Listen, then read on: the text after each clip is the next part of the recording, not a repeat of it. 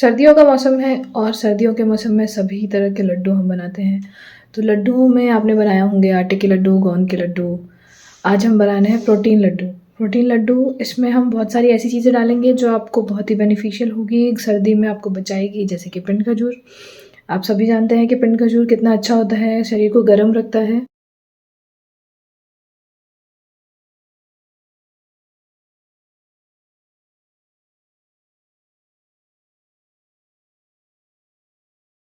तो इसी के साथ हम स्टार्ट करते हैं आज की रेसिपी, पिंड खजूर के लड्डू, जिन्हें हम बोलते हैं हेल्दी या प्रोटीन लड्डू भी।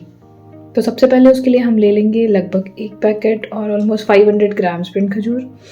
इन्हें हम नॉर्मल टेम्परेचर पे कर लेंगे। अगर अभी सर्दी है और आपके पिंड खजूर जम गए हैं तो आप इन्हें थोड़ी देर रूम टेम्परेचर पे रख लीजिए या फिर थोड़ा सा बॉईल कर लीजिए। तो उससे क्या होगा, इनका जो टेक्सचर है वो नॉर्मल हो जाएगा और हम इसमें से आसानी से गुठली निकाल पाएंगे। अगर आप चाहें तो मार्केट से आप बिना सीड्स वाले पिंड खजूर भी खरीद सकते हैं। खजूर वाले लड्डू बनाने के लिए सबसे पहले हम क्या करेंगे, देखिए इस तरह से हम सारे खजूर के बीज निकाल लेंगे।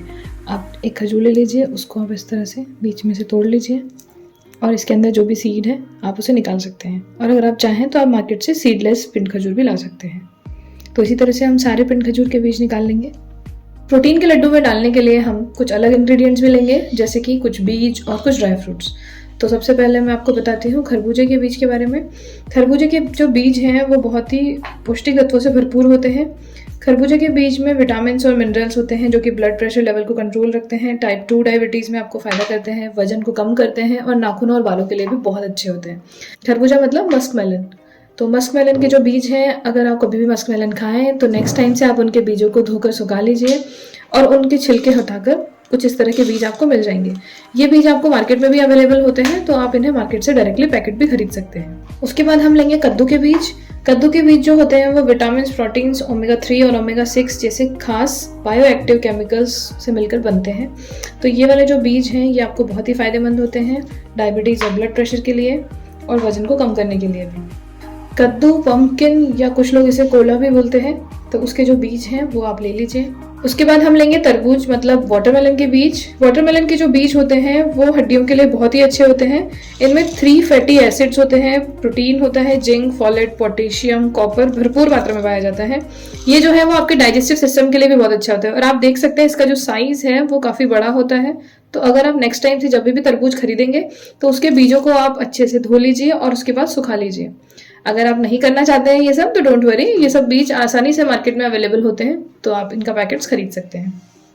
उसके बाद हम ले रहे हैं गोंद। गोंद जो होता है वो जोड़ों के दर्द के लिए बहुत अच्छा होता है, जिसके भी घुटनों में प्रॉब्लम होती है तो कोई भी तरह के लड्डू बनाए उसमें इसे जरूर इन्वॉल्व करें। इससे जो होता है एनीमिया की शिकायत दूर होती है, हार्ट हमारा मजबूत होता है और हमारी रोग प्रतिरोधक क्षमता भी बढ़ती है। तो हम थोड़ा सा गोंद ले लेंगे जो हम लड्डू में डालेंगे। उसके बाद हम ले रहे हैं खसखस। खसखस जो होता है सर्दियों में बहुत ही अच्छा होता है। कभी भी अगर आपको सर्दियों में सर्दी खांसी हो जाए या हृदय का रोग हो या फिर उल्टी या फिर कोई भी आपको स्किन एलर्जी हो तो खसखस आपके लिए बहुत ही फायदेमंद होता है। तो हम अपने लड्डुओं में आज इसे भी इंक्लूड करेंगे। सारे तरह के बीजों के फायदे जानने के बाद आप देख सकते हैं हम ले रहे हैं कुछ ड्राई फ्रूट्स, काजू, बादाम, पिस्ता और अखरोट। ड्राई फ्रूट्स के फायदे तो कौन नहीं जानता है, तो इसीलिए हम यहाँ से स्टार्ट करते हैं। आप देख सकते हैं कि हमारी रेसिपी में कितने सारे पोषक तत्व मौजूद हैं। तो इसी के साथ हम सभी ड्राई फ्रूट्स और बीजों को थोड़ा थोड़ा कट कर लेंगे। तो चलिए अब सभी बीजों को और सभी ड्राई फ्रूट्स को हम थोड़ा सा रोस्ट कर लेंगे। उसके लिए हमने एक पैन लिया है, उसमें हमने लगभग आधी छोटी चम्मच घी डाला है। घी को थोड़ा सा मेल्ट हो जाने देंगे। उसके बाद हम इसमें सबसे पहले डाल रहे हैं खरबूजे के बीज। इन्हें बहुत ज़्यादा नहीं सेकना है, बस हल्का सा रोस्ट करना है ताकि जो ये बीज हैं थोड़े से क्रिस्प हो जाएंगे और ख़राब भी नहीं होंगे।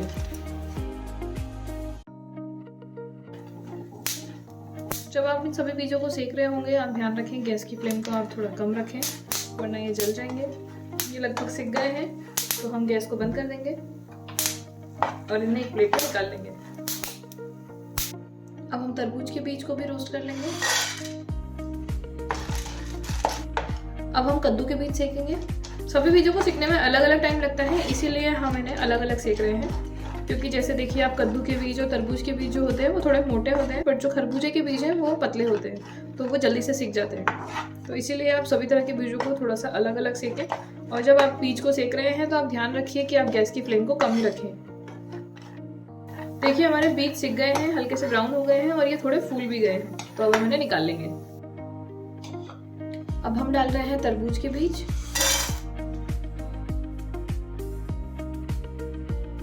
देखिए हमारे तरबूज के बीज भी अच्छे से सिक गए हैं। अब हम गैस को बंद कर देंगे। हमने सभी तरह के बीजों को अच्छे से रोस्ट कर लिया है। अब हम ड्राई फ्रूट्स को भी रोस्ट करेंगे। देखिए हमने ड्राई फ्रूट्स को हाफ कट कर लिया है ताकि ये बहुत ज़्यादा साइज में बड़े ना हो और हम लड्डू आसानी से बना पाए। तो चलिए अब हम इन्हें रोस्ट कर लेते हैं। आपको बहुत ही ज़्यादा घी इसमें डालने की ज़रूरत नहीं है, क्योंकि सभी चीज़ें जो बीज और जो ड्राई फ्रूट्स होते हैं उनमें खुद का भी ऑयल होता है, तो आप इसमें बहुत ही कम घी डालें। देखिए हमारे सभी ड्राई फ्रूट्स अच्छे से रोस्ट हो गए हैं। अब हम इन्हें भी एक प्लेट में निकाल लेंगे। पैन में हमने थोड़ा सा घी लिया है। अब देखिए हम इसमें डाल रहे हैं थोड़े से मखाने। ये ऑप्शनल इंग्रेडिएंट है, अगर आप चाहें तो इसे डाल सकते हैं या आप चाहें तो ये नहीं भी डालें। अगर आपको पसंद है तो आप इसे यूज़ करें, ये भी बहुत ही हेल्दी होती है। इनको सीखने में थोड़ा सा टाइम लगेगा, तो आप इन्हें थोड़ा अच्छे से रोस्ट करें। कभी भी अगर आप चेक करना चाहते हैं कि मखाने हमारे अच्छे से पके हैं या नहीं, तो आप इस तरह से देखिए मखाने को, ये देखिए अच्छे से फूट जाएंगे, इसका मतलब आपके मखाने अच्छे से पक गए हैं। तो अब हम इन्हें एक प्लेट में निकाल लेंगे। अब हम फिर से पैन में थोड़ा सा घी लेंगे और इसमें हम डाल देंगे थोड़ा सा गोंद। गोंद को आप चाहें तो तल भी सकते हैं और अगर आप चाहें तो इस तरह से इसको रोस्ट भी कर सकते हैं।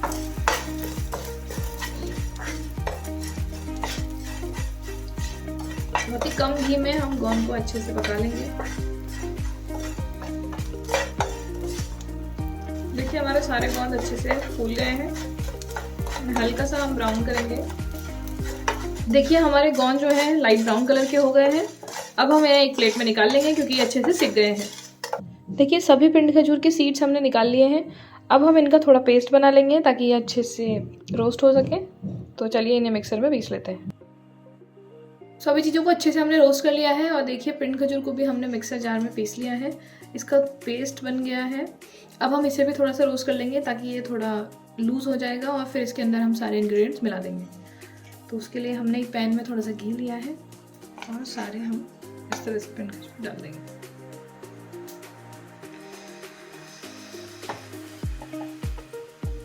आप इसे थोड़ा अच्छे से पैन में फैला लीजिए ताकि ये अच्छे से गर्म हो जाए। देखिए हमारे पिंड खजूर अच्छे से पक गए हैं। अब हम इन्हें एक बड़े बर्तन में निकाल लेंगे। देखिए हमने एक बड़े परात में गोंद ले लिया है। ये जो हमने गोंद सेका था, इसे आप इस तरह से मैश करेंगे तो ये क्रश हो जाएगा। उसके बाद हम इसमें डाल देंगे हमारे रोस्ट किए हुए बीज, ड्राई फ्रूट्स और हमारे मखाने। सभी चीज़ों को अच्छे से मिक्स कर लेंगे और हमारे जो गोंद और मखाने हैं उन्हें हम थोड़ा क्रश कर लेंगे। देखिए हमने सारे ड्राई फ्रूट्स को अच्छे से मिक्स कर लिया है। उसके बाद अब हम इसमें डाल देंगे अफूदाना और अब हम इसमें डाल देंगे जो हमने पिंड खजूर रोस्ट किए थे। इन सभी चीज़ों को हम पिंड खजूर के साथ मिक्स करेंगे। देखिए हमने सारे ड्राई फ्रूट्स को पिंड खजूर के साथ अच्छे से मिक्स कर लिया है। अब हम इसके लड्डू बना लेंगे। तो इस तरह से आप छोटा सा पीस ले लीजिए और इसको इस तरह से लड्डू बना लीजिए। आप लड्डू का साइज़ अपने हिसाब से रख सकते हैं, छोटा या बड़ा। मैं इसके छोटे छोटे साइज़ बना रही हूँ ताकि आप डेली एक लड्डू खा सकें और आपको बहुत हैवी भी ना हो। इसी तरह से हम सारे डो के लड्डू बना लेंगे। देखिए हमारे प्रोटीन लड्डू बनके तैयार हैं। अब आप जल्दी से ये बना लीजिए और सर्दियाँ अच्छे से बिताइए। आप भी इस रेसिपी को अपने घर पे ट्राई कीजिए और हमें कमेंट सेक्शन में ज़रूर बताइए कि आपको ये रेसिपी कैसी लगी। हमारे चैनल को सब्सक्राइब कीजिए और अगर आपको वीडियो अच्छी लगी तो प्लीज़ इसे लाइक और शेयर ज़रूर कीजिए। जय श्री कृष्ण।